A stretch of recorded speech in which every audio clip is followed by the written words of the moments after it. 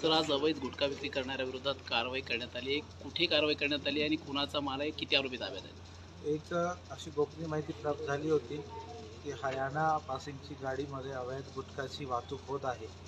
तर लगेच आमच्या LCBची टीमने जाऊन तिकडे चेक केला. तर तशा एक गाडी देऊलराजा रोडवरून जालना साईडला भेटली. त्याच्यामध्ये सील होती गाडी आणि पावत्या पण होती, पण ते प्रायमा फेसी डुप्लिकेट वाटल्यावरून सील तोडून ज्यावेळी चेक केला तर आतमध्ये मोठ्या प्रमाणात गुटखा त्याच्यामध्ये सापडला.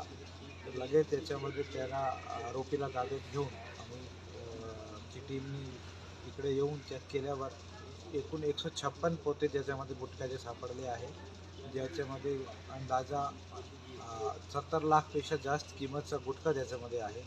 आणि जर गाडीची किंमत पकडली तर 1 कोटीवरचा मुद्देमाल या केसमध्ये आता सापडलेला आहे.